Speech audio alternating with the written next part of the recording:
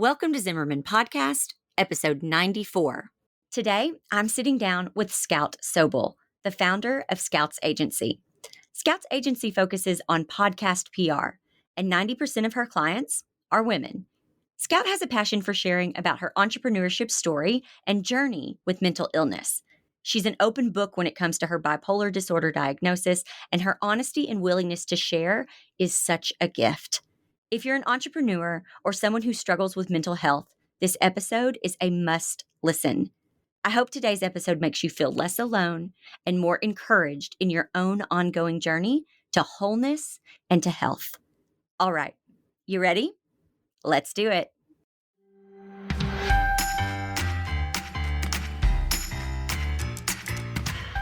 I'm Jessica Zimmerman, and this is Zimmerman Podcast.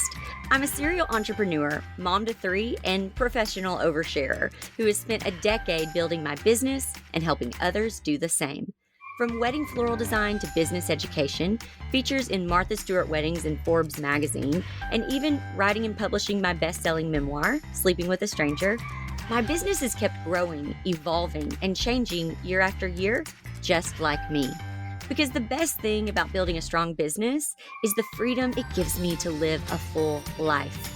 And that's what Zimmerman Podcast is all about, sharing real, transparent, in-the-moment reflections about how to live a life, build a business, and lead a family through the good, the hard, and the messy.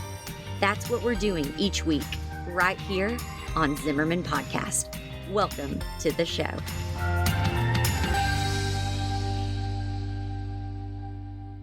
Scout, thank you so much for being with me today. I'm so excited to have you here. Thank you so much for having me. This is going to be so much fun. Is going to be. Okay, so in my book, Sleeping with a Stranger, I talk a lot about physical and mental health. And so talking about therapy and mental health it's not a new thing for Zimmerman Podcast, but I'm so excited to have an open conversation today about what it looks like to be an entrepreneur who also struggles with mental health. So, for anyone in the Zimmerman audience who doesn't know you, can you tell me about yourself and a little about your mental health journey and how mental health has played a role in your work history? Yeah, totally. So I guess I'll start real quickly with my professional sentence. I am the founder of Scouts Agency, which is a PR agency that specializes in female voices, brands, companies, authors, podcasters. And then I also run OK Sis podcast with my sister. And I just launched my own podcast called Scout Podcast, which is just solo episodes of me talking about mental health. And kind of if you go back to when I was 14 years old, I had my first depressive episode. And when I was 20, I was formally diagnosed with bipolar disorder type 2 and general anxiety disorder. And over the years, I've had a plethora of symptoms, which include depression, anxiety, hypomania, psychosis, where I hear voices or I hear, it's kind of difficult to describe, but thoughts inside my head that aren't my own. So it feels like someone planted them there. So it's a whole losing touch with reality situation. And then I've dealt with extreme paranoia, where I have felt that men are following me home, waiting to kill me. And I have also dealt with catatonia, which is when your nervous system, you get so overwhelmed by emotion that your body physically shuts down and you actually become paralyzed for 30 seconds to hours on end. So I've had a little bit of a run with mental illness. I've been an inpatient, I've been an outpatient twice, been on every medication known to mankind, therapy for 14 years, spiritual holistic practices as well. And that's really led me to being an entrepreneur because I do have a very specific, sensitive type of brain. And being an entrepreneur has not only given me accountability, but has also allowed me to flex my creative instincts in a way that works with my mental illness. Wow. First of all, thank you so much for being so honest and vulnerable. I think this is really incredible that you are willing to speak about this so openly. I think it's so sad too that we haven't always been able to, you know what I mean? Or that maybe people just haven't until, more recently. But I just want to applaud you because I think the more we talk about things, the better we're all going to be for it, right? Yeah, and so when I was diagnosed at 20, and I'm 28 now, so that was 8 years ago, and even the word bipolar was not what it is today. It was not thrown around like it is today. It is not talked about like it is today, and I really thought it was sort of a death sentence, like I'm gonna be crazy for the rest of my life. And I got to a point where I was just kind of done with that shame. Like, my sister always makes fun of me because I don't care. I'll tell the barista. You know what I mean? Like, we have a drinking game on our podcast. Every time I say bipolar, our listeners have to take a shot because I talk about it so much. Because if I had diabetes, I would talk about it, right? Like, if I had, going through, God forbid, cancer, like, you would know about it. And so I just talk about it as much as I can in hopes to break that stigma. And it's also very healing for me to be open and not ashamed of it. I find something that I say a lot, and I wonder if this is insensitive. I say often, "Oh, you're crazy. I'm crazy. Don't make me feel like I'm crazy. Kids, you're crazy." What does that word mean to you when you hear it? Yeah, and also you can ask me anything. I don't really get easily offended, but I love crazy. open books, so thank Yeah, you. no, yeah, you can ask me whatever. Crazy doesn't bother me personally. I Yes, in the depths of my depression, I've said, "Am I crazy?" But I don't really equate crazy as like a word that can't be used nonchalantly amongst and in a silly way amongst family and friends. That could be completely different for somebody else. What does sometimes bother me is when I'm watching TV or I'm talking to a friend and they're like, ugh, that girl at work, she's so nice to me 1 minute and then she's a bitch the next. She's so freaking bipolar. And I'm like, well, that's not really what bipolar is. Bipolar people aren't mean and then nice. That's not our deal. I'm very nice to people. We're depressed and then we're sad. And so sometimes it's been equated as bipolar as someone who is really mean and then really nice, and like you can't figure them out. No, that's just like they're having emotional issues and insecurity issues. It's not the mental illness. And so that sometimes bothers me, but not really. Like, I get it. I understand where people like that are coming from, but no, the word crazy to me, I mean, I think I call my husband crazy too. So yeah, no, that doesn't bother me. Okay, good. It's part of my everyday vocabulary, and I catch myself, though, saying, "You should probably come up with a different word or figure out another way to say it." Was there a specific incident that happened that I've heard of different things, where someone seems to go their whole life, their whole childhood and not really, um, seeing anything, and then they get in their 20s and there's an event that happens or something that triggers something, and then they find themselves hospitalized or, and then life kind of from that point on is different. Was it like that for you, or did this start way earlier? What can you kinda tell me about that? Yeah, so looking back as a child in elementary school, I really wanted to be alone a lot. So I didn't want to go to camp. I didn't want to go to school. I didn't want to socialize. I wanted to be locked up in my room with my books and my journal and my toys. I was just introspective. I lived within my body and in my mind constantly.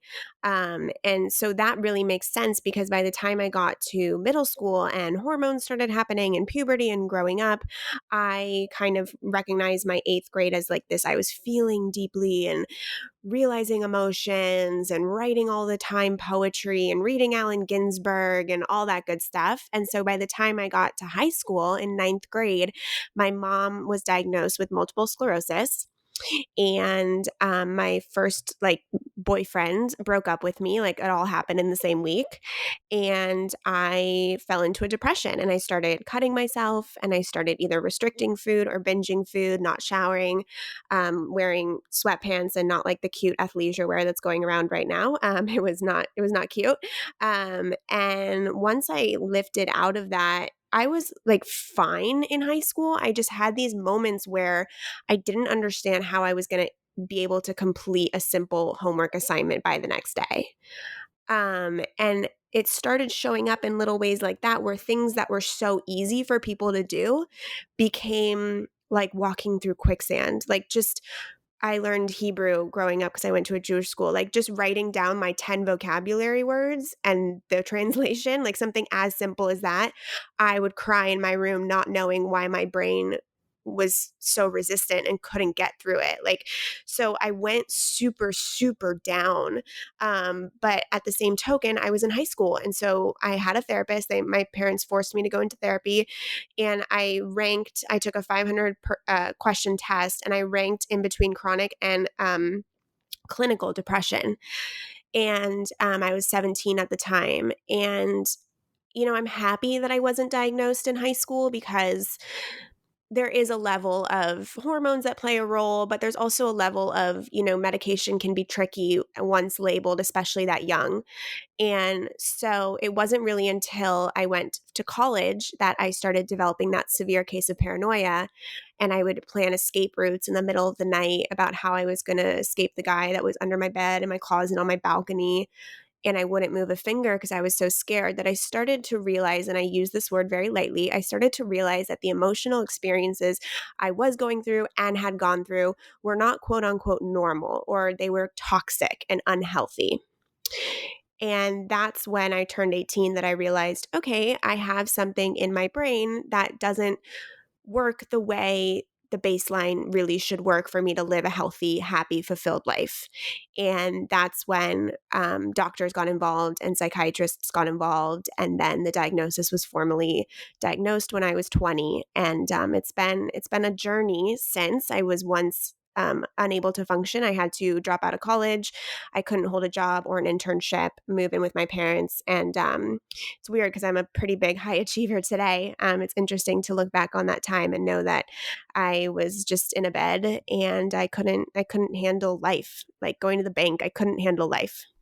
Did that come to you, that sense of there's something that's not working, correctly in my brain? Did that come to you on its own, or did someone say that to you, or did multiple people say this isn't normal? Like, what made you think, okay, this isn't right? I can function differently if I go speak to someone. Yeah, I think in high school when I took that test and I was clinically and chronic depressed, like I knew it because this therapist told me, but this therapist was awful. He talked about himself for 30 minutes of every session. He didn't inform my parents that I had ranked so high in the chronic and clinical depression scope. And so nobody around me took it so seriously. We just knew that I was emotional and I had to go to therapy. And it was when I was on the phone with my dad at 18 years old in college, crying hysterically, saying, I need to come home, or I need to switch schools, or something needs to change. And he asked me, are you sure this isn't just because, you left home? And my parents had gotten a divorce that year, and I grew up in a very small knit community. So being on my own was a big adjustment. And he said, because he didn't understand the disease either. And that was a moment in my head where I was like, no, I could go through so many bigger life tragedies and still know that what I am experiencing right now is a disease. I was able in that moment, I remember I was on the balcony crying to him, trying to make him understand that something bigger and more dangerous was happening to me. And I had to figure out a way to communicate to my family and friends that this wasn't me dealing with my mom's illness. This wasn't me dealing with my parents' divorce.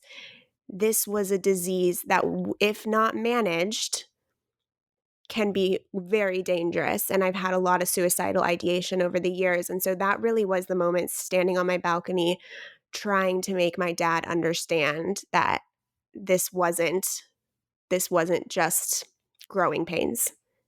That's got to be so irritating and frustrating because everyone wants to. Oh gosh, I talk about this in my book, Sleeping with a Stranger, is that sometimes all we need is for someone to listen to us and to just hold space with us. Everyone wants to fix things, everyone wants to assume that they have some part in solving a problem, or they've had some part in creating the problem, and that's gotta be so frustrating. You're sitting there going, "No, it doesn't have anything to do with that. It doesn't have anything to do with you. It doesn't have anything to do with school. This is going to be this way no matter where I am, no matter who I'm with." Um, that had to have been such a hard. It's almost like a fight you have to win to convince someone, right? It was difficult. My mom had suffered from depression, so she really understood what I was going through. I don't think she understood the magnitude of my disorder. It took my dad a little bit of time, and he admits that. But once he did get it, he became my biggest advocate. He has read every freaking article on bipolar disorder. He is an advocate for that I live with a disease. He advocates for me in the psychiatrist's office. He has come over in the middle of the night.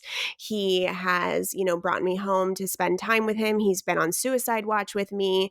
He has visited me in the hospital. I remember when I was hospitalized, he made sure that I wouldn't eat the hospital food, but that I was delivered really nice meals 3 times a day, which didn't go over so well with the rest of the patients. But he has become my biggest support. And in that, I am so lucky that I have a family that really understands. I mean, my entire family understands. It definitely took a little bit. I mean, it took a little bit for me. Like, I didn't get it, right? I just knew and felt that this was something different than, or something dangerous if not treated. And so, yeah, it took a little bit of convincing, but once my dad saw what was happening to me, he got on board. He got me the best healthcare. He got me the best care. And he really stepped in as a father figure, as a support system, and as my complete foundation when it came to my recovery. That's incredible. I love that you have that in your life. That's really wonderful. You said earlier that being bipolar is being depressed then sad. What's the difference? Yeah. So, first, there's actually two different types of bipolar disorder. Type 1 is when you experience more mania. So that is like when you are high and like you're on ecstasy and you have energy and all that stuff, and then you deal less with the depression. Type 2 is when you deal more with the depression and more hypomania, so less on the complete manic side. So I have type 2 where depression is my main symptom. The difference between being sad and depressed, the best way to explain it, like one day I had a fight with my family and I couldn't stop crying and I was sad, right? Like it made me sad. When I'm depressed, I feel like I've never withdrawn from drugs, so I can't speak to that necessarily, but I can imagine it kind of feels like you're withdrawing from something and your whole life's in danger and you just want something to make it go away. And it's so overwhelming that you feel like your brain is going to burst and you're not safe. Like your being, your identity, your physical health is not safe and you don't feel safe. You feel like the foundation is completely crumbling. Like I've experienced grief, that moment when someone passes away and you're like, how do I change this and make this never happen again? It's Mhm. kind of like living with that intense of a moment over a really long period of time constantly. Mm. Yeah, that's interesting. Um, no, I just was thinking because my sister died when I was 3. I survived a car accident that we were both in, and, my book is about, my husband getting ill and me basically out of complete fear, trying to get him healthy because I was so scared that I would lose Mhm.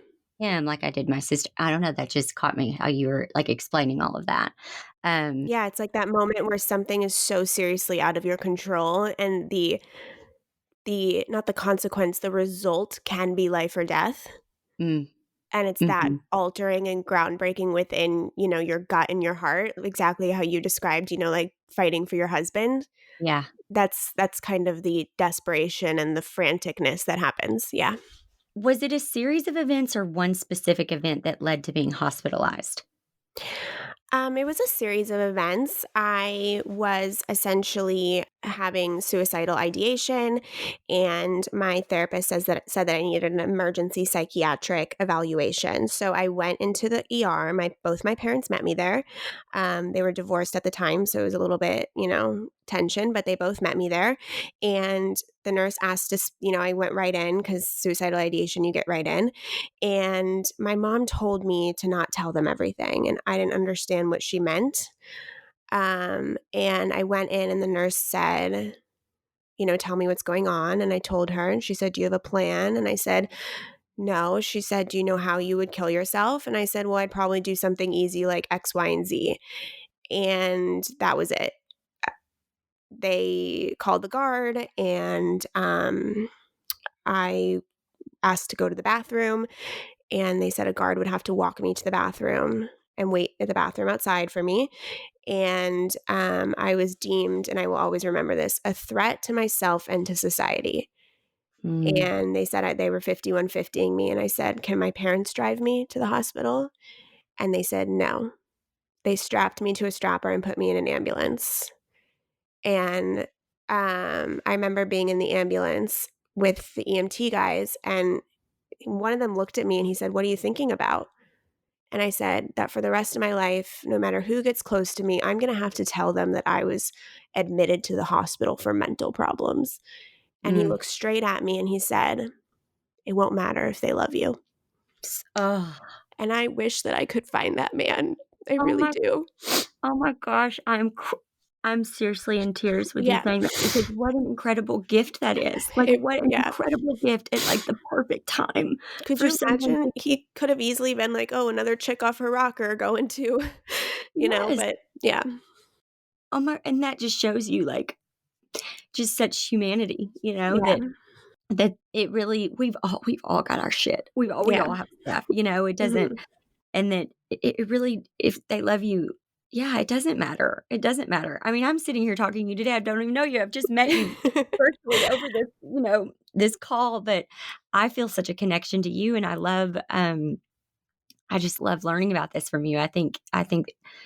You know, I think sometimes we're given things, um, those of us who are really brave and really strong, who have, and you don't just get there. You have to go through a lot of stuff to get the strength that you have. And I think sometimes we're given these experiences because it's almost like God knows you're strong enough to share it. There's so many people that have experiences and then they live in such shame that they never share it. And I think being able to go through like what we go through in life was meant to share. And so we can have connection and with others and we can help others. And so I think what you're sharing and how you even have a podcast that this is all you talk about is it's got to be, does that give you some kind of validation knowing that because you're brave enough to talk about it, that it's helping people? Does that make it okay that you have gone through these things and continue to? Um, it's interesting. I think about that a lot. I have, through both of my podcasts, come in contact with many women who are dealing with similar issues that I have, and I've even gotten on the phone with some of them just to check in and see how they're doing. And some of them say that they've never even spoken to anyone about this, but they felt that they could talk to me about it. And so that is amazing to me that I've allowed them to take that first step. It's hard because I'm not a registered therapist, and that's not my job to help people move through that on a one-on-one basis. So all I can do is share my story because that's how I can help. But selfishly, it helps me. Like, I'm so happy that it reaches other people, but I would still go on a mic and record if no one listened. So helping people is really just this additional benefit of telling my story. It's really my healing journey and how I've been able to heal. And yeah, it's helped a lot of people, and that brings me such joy. I really get overwhelmed with gratitude, and it's quite humbling to know that people that you haven't met hear your story and relate to it, so much so that they reach out and just tell you that. So yeah, that's been amazing. And it's also, obviously you mentioned God. I'm Jewish, but in a spiritual sense and not in a religious sense. Being connected to God during all this has been my biggest support system. And you can call it energy, the universe, spirit, your inner guide, whatever you want to call it. But the minute I started having a little bit of faith in this world, um, through a higher power, was when I really started to see the results of my life unfold and strength come in. So I would ask God all the time, why did you give this to me? And I was journaling one morning and it just came through to me. I kept hearing these stories of people who were 40 and 50 and they realized that, oh my God, I'm married to a person I don't love and I'm in a job I was only supposed to work 2 years in and I hate it and I never figured out my purpose.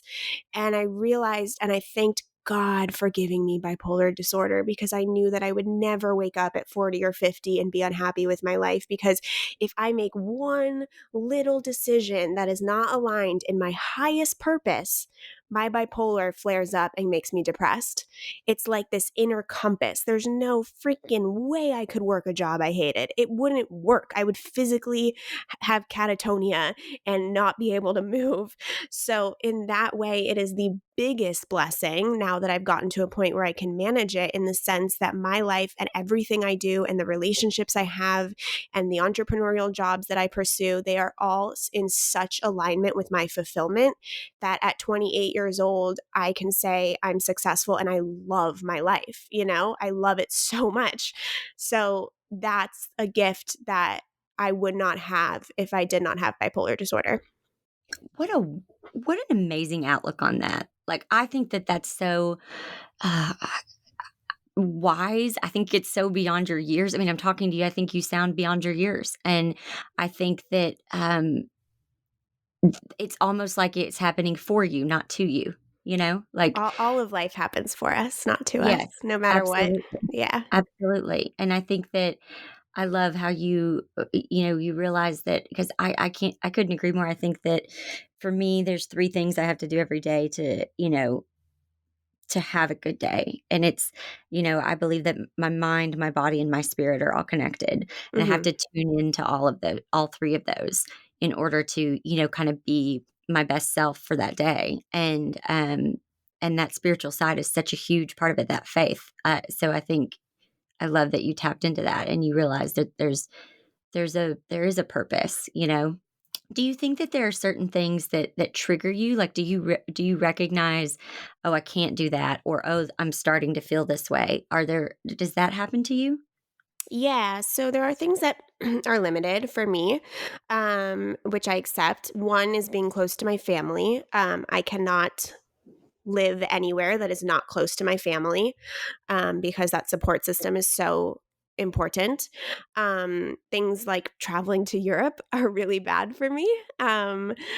The time change and the moving and the no routine, and it's not good for me. I get very anxious and depressed when I travel, which is very strange because you'll see me like with a picture in Paris and loving life, but really I had to leave the restaurant because I had an anxiety attack in the middle of like a gorgeous fancy restaurant. So traveling like is not good for me. So I say no to stuff like that. Sleep is very important. I have to get at least 8 hours every single night. I shoot for 9. That's what I need. And if I don't have it, I get, a little triggered. I don't get triggered by really big events, which is interesting. So like life, I can handle. Like my parents' divorce sucked, but I handled it.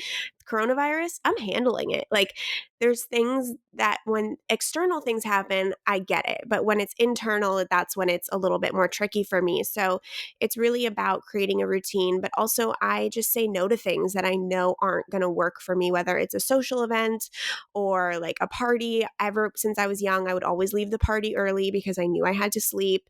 So there's just like restrictions of things, I can't just like spontaneously go on a trip. Like that freaks me out. So I just know that I know my limits, I know my boundaries, and I really don't cross them if an opportunity arises, no matter how good it looks on paper and how good it'll look on my Instagram feed and how like selfish I am that like I remember my mom, we were going to Paris and I was like, I can't go. Like, I can't. It's going to be bad for my mental health. And I canceled my trip 4 days before. So, it's just realizing that just because it's other people think that's the pinnacle of what you should be doing, that doesn't mean that that's what works for you.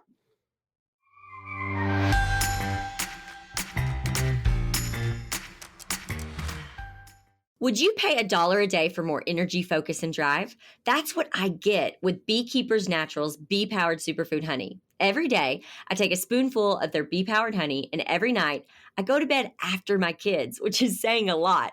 Before bee powered, I'd be totally out of energy by 4 p.m. Can anyone relate? Running a growing business while being a mom to 3 kids, including some pretty wild twin boy toddlers, it's exhausting. But with Be Powered, I feel more focused and driven than I have in a while, like maybe even before kids. I wouldn't try to sell you something that I don't believe in and actually use myself, but I love my Be Powered, and now I honestly can't imagine my life without it.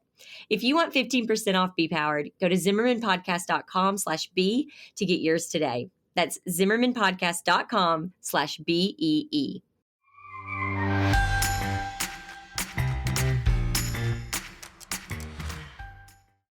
So I got an email from you. You were pitching a guest to be on this podcast. And I will say I've heard from, several different agencies pitching their guests. And I read your email and I thought, wow, they just have their stuff together. Like this, everything that I need to know is right here. And you even there's other people on your team that had emailed, and I even emailed back, and y'all got right away and got back with me right away. I mean, it's just been, I was like, I like these people. Like, I kind of want to keep working with these people. I really like them. So your business seems to be doing well. I love the way that y'all all work. What about entrepreneurship gives you the flexibility you need to work and also take care of yourself? Yeah, so it's kind of like a catch-22 in the sense that if you're an entrepreneur, you're kind of always on the clock and always responsible, and it's actually harder to take time off. Um, but at the same token, it gives you an accountability and a purpose that's much more than just a 9 to 5 job, that you can easily take medical leave off of and clock out at certain times and take sick days. So it really forces me to show up every day, because if I don't show up, the business could crumble. And sometimes that's a lot of pressure. And then other times it gets me going. And it's also good in the sense that I am all about preventative measures. So if I am feeling as if a depressive episode is creeping up or I'm anxious, I have the flexibility at 2 p.m. to say, I'm going home to take a nap, or I'm going home and I'm going to go on a walk. And then if I feel better, I'll work a little bit later. Or if not, I'll make it up the rest of the week. I have that flexibility to say, okay, I'm only going to work 4 hours today, but then I'm going to work on a Saturday to make up for it. It's just about getting the work done, not necessarily in the time constraint that you need to be working. And so I can be flexible with my mood, with my energy levels. I'm really all about making your biology work to your workflow. So I tell my team all the time, if you couldn't go to bed till 3, don't come into work at 9, because you're going to be a wreck. You're going to Right. hate work. You're not going to like it. Sleep in and then come in and work late or work on the weekend or whatever. If maybe you can finish it in 4 hours today. I don't know. So, it lets me really be in tune with my body while also keeping me highly accountable and responsible for things. So I recommend, if you have a mental illness, to jump into entrepreneurship, because it really, I believe, also we're really good at dealing with high highs and low lows, and that's what entrepreneurship is. So in that sense, we're kind of like, oh yeah, that track record, I got that, I'm used to that. So there's a lot of benefits. Do you have a specific schedule or lifestyle that you wouldn't be able to have with a conventional job?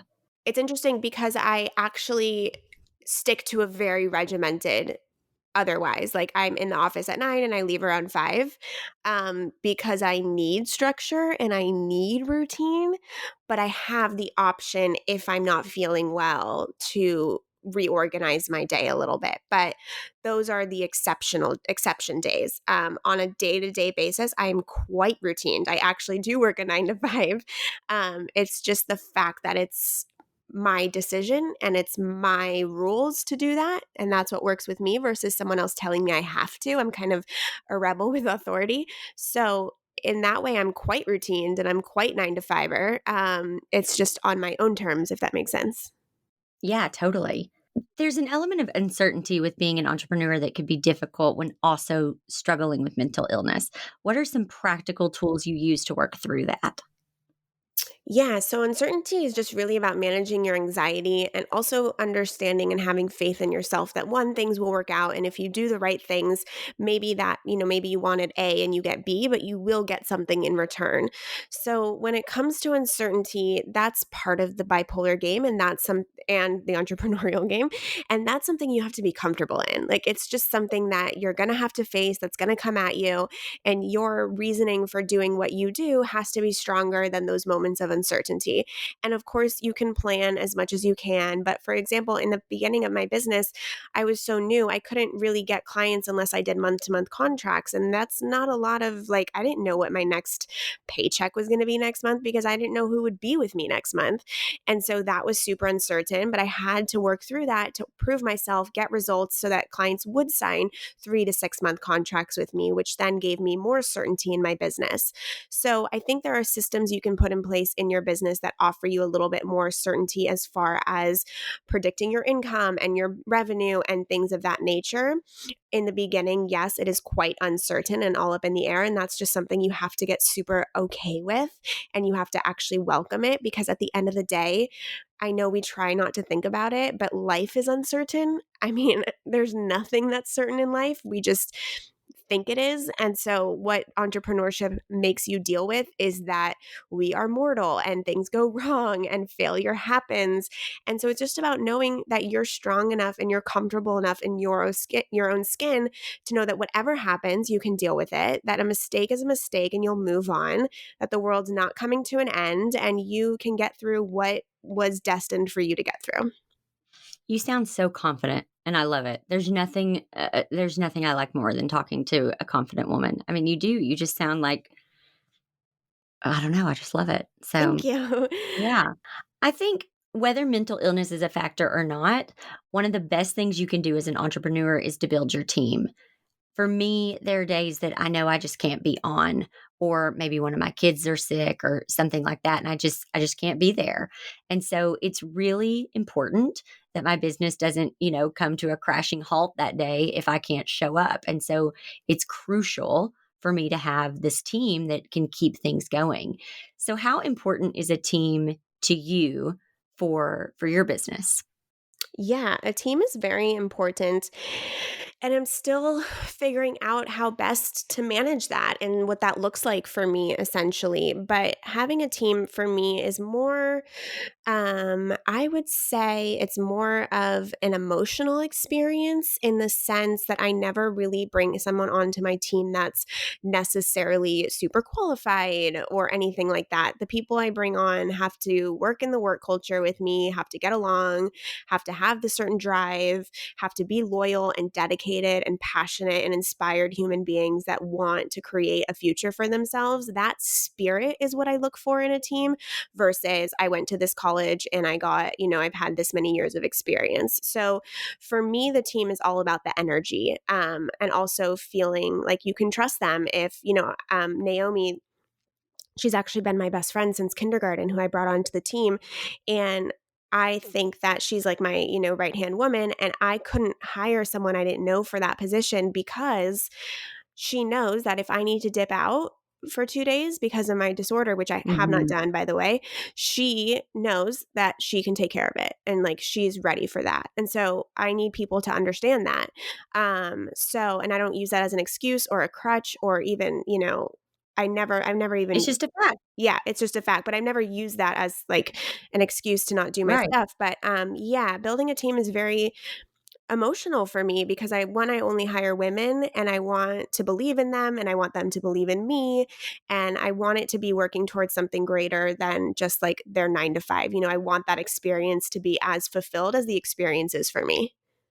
And we have another episode coming up soon with Scout where we are going to talk all about her agency and her business. So you'll have to keep listening to hear that one. But what are some safeguards that entrepreneurs can have in place both in business and their personal lives so that if mental illness symptoms are creeping in, they can be proactive?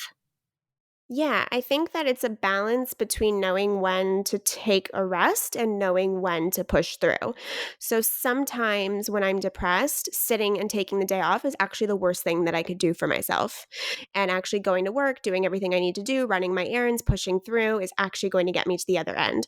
Sometimes it's like, no, I need to take a nap and I need to shut my mind off and I need to be alone for a little bit. So it's really about getting in tune with yourself and what you need and then implementing that. There are practical things about being your own boss that could be a factor when living with mental illness, like health insurance.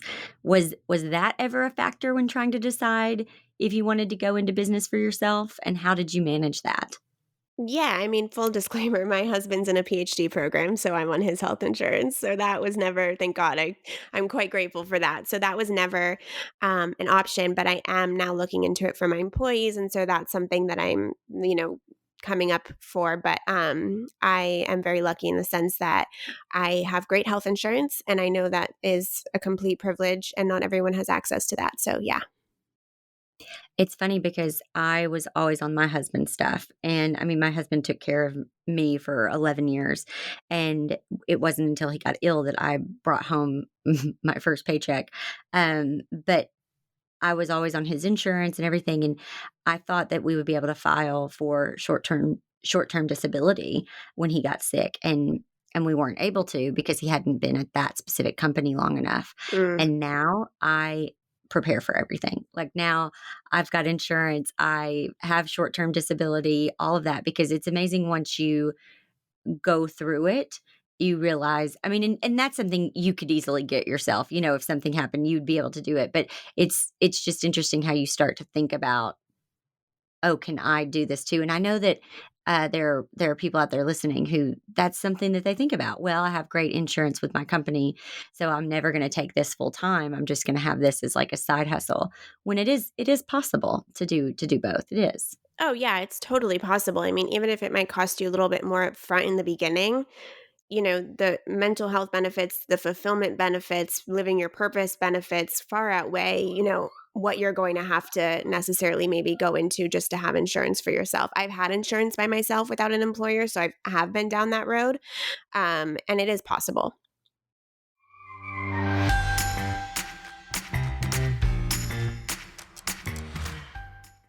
Sleeping with a Stranger is officially available everywhere books are sold in hardcover, paperback, ebook, and audiobook. Since the book's launch, I've been amazed by how it's been received. From being named a bestseller by USA Today, the Wall Street Journal, Amazon, and Barnes& Noble, to incredibly personal and touching reviews from my amazing readers. It's been such a wild journey. Here's one of my favorite reviews. I got the book in the mail today and finished it before going to bed. It's not that it was an easy read, it's just that I could not put it down. There were so many truth bombs that I could resonate with in my own life, but I will have to skim back through a second time to highlight them since I couldn't stop long enough to do so the first time. I don't remember the last time, if ever, I have wanted to read an entire book in one day, but this one I did. I can't wait to share this story with you. To get your copy, go to jessicazimmerman.com today or wherever books are sold. And to make sure you get all my upcoming book tour updates, join the newsletter list now.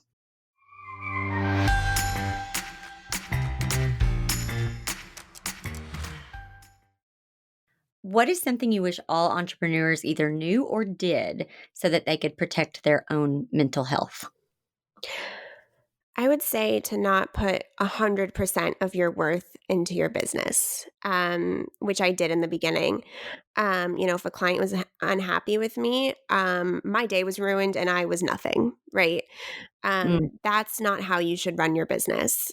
You should know that there are boundaries and that you should not necessarily let your life's energy levels or vibration that you bring to life be so determined on whether the day went well in business or not. It's also really small things that usually happen. It's not I lost all of my clients in one day. It's like one client's having a bad day and made a grumpy remark. That doesn't mean that you aren't worthy. So, attaching your worthiness to your business too much can be dangerous. that's a great answer. I love that. Okay, last question. If you had Oprah's money, like billions of dollars, and had to spend it on something totally selfish, what would you buy? Totally selfish. What would I buy? Totally selfish, just for you. A really big, beautifully designed, custom made architect, interior design, the works house that overlooks the ocean. I love I that because being home is so important to you and being Yeah, in a safe place, and yeah, that yeah, makes sense. yeah. I love that. What a good answer. Well, thank you so much. I know we're gonna have you on soon for another episode, so I can't thank you enough for just being so honest and raw, and, I learned stuff. I know I learned a lot. I know other people will too, so thank you for being so open to share. Yeah, thank you for having me.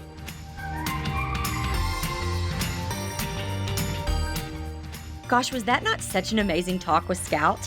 I know her willingness to share openly about her mental health journey will help so many of you feel the validation you need that you can prioritize both mental health and entrepreneurship. I love the good words Scout ended with, that we can't find our entire identity in our work. This week, let's work on being passionate about the work we're doing without letting the unavoidable bumps in the road that happen with any business make us feel less than. Make sure you keep an eye out for my next episode with Scout coming later this year. I'll see you next week, right here on Zimmerman Podcast.